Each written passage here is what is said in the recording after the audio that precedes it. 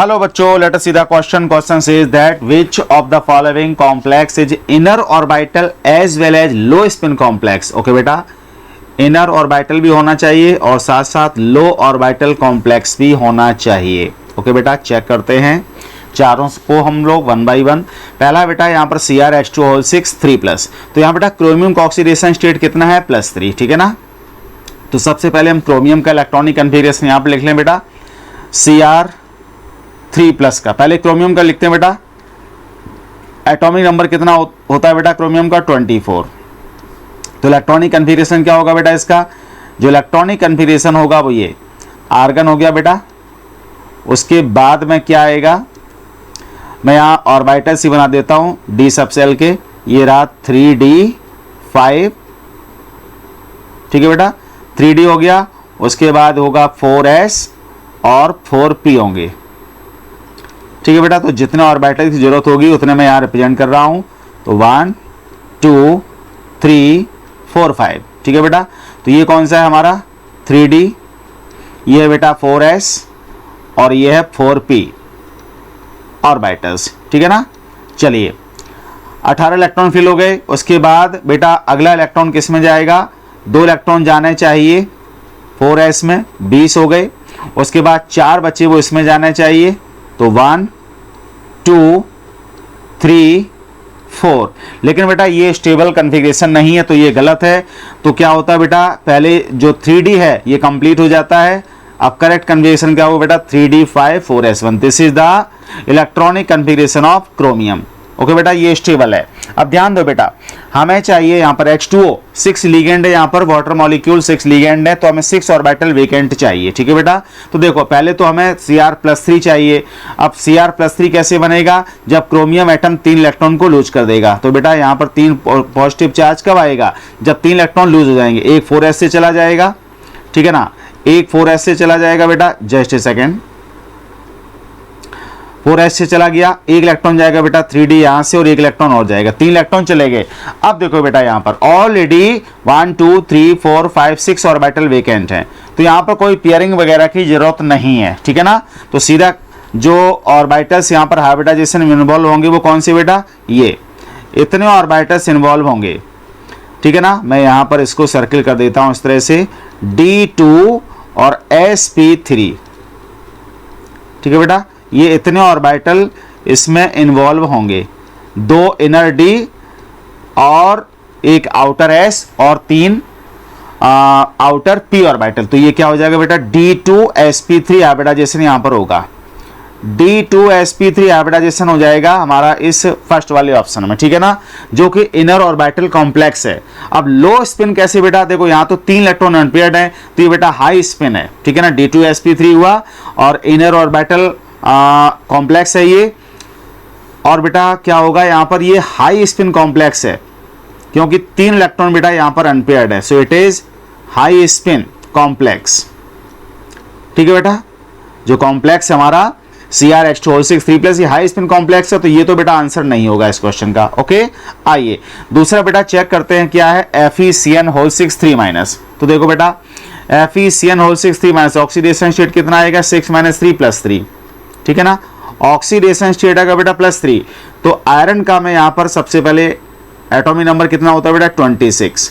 तो सबसे पहले आयरन एटम का इलेक्ट्रॉनिक कन्फिगरेशन लिखूंगा मैं यहाँ पर, आर्गन हो जाएगा, 18 इलेक्ट्रॉन फिल हो चुके हैं। उसके बाद बेटा आएगा 3d, है ना, फिर 4s। तो ये रहा 3d, ऑर्बिटल्स 5 होते हैं डी सबसेल में बेटा, 1 2 3 4 5। 3d के बाद बेटा क्या आएगा 4s और 4s के बाद क्या आएगा 4p, ठीक है ना। तो ये ऑर्बिटल्स मैंने यहाँ पर बना दिए और लिख भी दिया यहाँ पर 3d 4s एंड 4p, ठीक है ना। इलेक्ट्रॉन्स को फिल कर लेते हैं पहले बेटा, ध्यान दीजिए, कोई मुश्किल नहीं बेटा, आसान है। तो 18 इलेक्ट्रॉन आर्गन में फिल हो चुके, उसके बाद 2 इलेक्ट्रॉन जाएंगे बेटा किस में 4s में, 20 हो गए। उसके बाद 6 बचे तो इसमें जाएंगे 3d सबसेल्स में, 3d ऑर्बिटल्स में। तो 20 21 22 23 24 25 और ये रहा 26। ठीक है बेटा, 6 इलेक्ट्रॉन फिल हो गए। अब हमें क्या करना बेटा, ये तो आयरन एटम का हो गया। आयरन पर बेटा +3 पॉजिटिव चार्ज कब डेवलप होगा, जब ये 3 इलेक्ट्रॉन को लूज करेगा, ठीक है ना। तो 4s से पहले 2 जाएंगे, 4s से 2 चले गए, उसके बाद बेटा 1 इलेक्ट्रॉन जाएगा कहां से, 3d से। ध्यान देना बेटा 3d में कौन सा, जो पेयर्ड है वो वाला, ये जाएगा, पेयर्ड वाला जाएगा, ठीक है ना। तो ये हो गया Fe3+ का। ओके बेटा 26 थे, 26 में से 3 चले गए, ये इलेक्ट्रॉन्स इसके पास बचे। अब ध्यान दो बेटा Cn- जो होता है वो कैसा बेटा, स्ट्रॉन्ग फील्ड लिगेंड है। जो साइनाइड आयन है वो स्ट्रॉन्ग फील्ड लिगेंड है, स्ट्रॉन्ग फील्ड लिगेंड है बेटा। तो यहां पर क्या हो जाएगा, पेयरिंग कराएगा, ये इलेक्ट्रॉन्स की होगी बेटा pairing. Cyanide ion is a strong field ligand, तो इलेक्ट्रॉन्स की पेयरिंग होगी बेटा। हमें ऑर्बिटल चाहिए 6, कोऑर्डिनेशन नंबर 6 है, 6 लिगेंड यहां पर साइनाइड आयन जोड़ेंगे Fe3+ आयन के साथ, तो हमें ऑर्बिटल चाहिए 6 और स्ट्रॉन्ग फील्ड लिगेंड है साइनाइड, तो ये क्या कराएगा, करा देगा बेटा पेयरिंग करा देगा। तो इलेक्ट्रॉन्स की हो जाएगी यहां पर पेयरिंग। 2 इलेक्ट्रॉन्स, हमें 2 ऑर्बिटल वेकेंट करने हैं 3d वाले, ठीक है ना। तो फिर से यहां पर मैं बना रहा हूं आफ्टर पेयरिंग वाला केस जो होगा वो ये यहां पर मैं रिप्रेजेंट कर रहा हूं बेटा, ध्यान से समझना। 1 2 3 4 5, ठीक है ना। उसके बाद ये रहा 4s और ये रहा 4p ऑर्बिटल्स, ठीक है ना। तो देखो अब जब पेयरिंग होगी बेटा यहां इलेक्ट्रॉन्स की, तो उस केस में क्या होगा, ये 1 इलेक्ट्रॉन यहां पर आ जाएगा, 2 कोई सा भी कहीं करा दीजिए, कोई दिक्कत नहीं है। ऐसा नहीं कि पेयरिंग में यहां से यहां जाएगा, ये पांचों डिजेनरेट ऑर्बिटल्स हैं, बराबर एनर्जी वाले हैं, ठीक है ना। फिल होने में भी इन पांचों में से किसी में भी पहले भर सकते हो, कहीं भी पेयरिंग कर सकते हो, ऐसा कोई रूल नहीं, ठीक है ना। डिजेनरेट ऑर्बिटल्स की एनर्जी सेम होती है। तो बेटा जब पेयरिंग हो जाएगी तो यहां पर 2 इलेक्ट्रॉन आ गए, ठीक है ना। कितने, 5 हैं। और बेटा 1 इलेक्ट्रॉन ये देखो यहां से आ गया यहां पर, मैं बाद में मिटा दूंगा इसको, और ये इलेक्ट्रॉन बेटा यहां से आ गया यहां पर, ठीक है ना। तो ये इलेक्ट्रॉन्स हो गए यहां पर पेयर्ड, और 1 इसमें बच गया बेटा, ठीक है ना। 2 2 4 1 5 इलेक्ट्रॉन हो गए आफ्टर पेयरिंग, ठीक है ना। तो अब इसको मैं हटा देता हूं, समझ में आ गया होगा आपके। ओके बेटा अब देखो गौर से, हमारे पास ऑर्बिटल्स कितने हो गए, वेकेंट ऑर्बिटल्स वेकेंट हो गए बेटा हमारे पास 5। देखो कौन कौन से, 2 तो इनर डी 3d वाले, और 1 4s आउटर, और 3 4p आउटर, ठीक है ना बेटा। तो इतने ऑर्बिटल्स अब बेटा यहाँ पर इसमें हाइब्रिडाइजेशन में इन्वॉल्व हो जाएंगे। 6 ऑर्बिटल्स इन्वॉल्व होंगे हाइब्रिडाइजेशन में, और 6 ही नए हाइब्रिड ऑर्बिटल्स बनेंगे। नाम होगा इसका D2sp3। यहाँ भी बेटा D2sp3 हाइब्रिडाइजेशन ही है, लेकिन फर्क क्या है फर्स्ट और सेकंड वाले में, देखिए गौर से बेटा। D2sp3 हाइब्रिडाइजेशन है, यहाँ बेटा 1 इलेक्ट्रॉन अनपेयर्ड है, ओनली 1 इलेक्ट्रॉन। आप पहले वाले में देखेंगे तो 3 इलेक्ट्रॉन अनपेयर्ड थे, लेकिन यहाँ पर 1 इलेक्ट्रॉन अनपेयर्ड है, ठीक है बेटा। तो ये कैसा हुआ, लो spin complex. Only 1 electron is unpaired, so it is low spin complex, ठीक है बेटा। लो स्पिन कॉम्प्लेक्स हुआ ये। और बाकी के चेक करते हैं अभी बेटा, लो स्पिन कॉम्प्लेक्स है, और D2sp3 है, आउटर नहीं, यहां पर बेटा इनर ऑर्बिटल डी वाले इन्वॉल्व हो रहे हैं। सो D2sp3 हाइब्रिडाइजेशन, तो ये इनर ऑर्बिटल है और लो स्पिन कॉम्प्लेक्स है। अभी हमने इसको पता कर लिया। ओके बेटा अभी आंसर अपना नहीं आया, बाकी की 2 अभी बाकी हैं, उनको भी चेक करेंगे। तो ये रहा, यहां लिख दिया मैंने, ये हाई स्पिन कॉम्प्लेक्स था और ये लो स्पिन कॉम्प्लेक्स। ओके बेटा अगला चेक करते हैं। तो देखिए नेक्स्ट क्या है बेटा, CuCN⁻⁴ 3-। तो CuCN⁻3- ऑक्सीडेशन स्टेट कितना, 4 में से 3 चले जाएंगे बेटा +1। यहाँ इसका ऑक्सीडेशन स्टेट है +1, ठीक है ना। तो Cu पहले कॉपर का एटॉमिक नंबर बेटा 20 होता है, और जिसका स्टेबल कन्फिग्रेशन है वो मैं डायरेक्ट लिख रहा हूँ।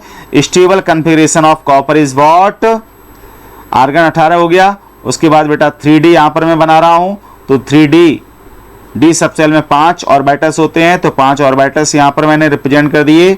उसके बाद क्या है बेटा 4s, और 4s के बाद 4p, ठीक है ना। गौर से देखिएगा बेटा, कोई मुश्किल नहीं है, बड़ा आसान सा है। ओके अब देखो ये 3d है सबसेल, ये 4s और ये 4p, ठीक है।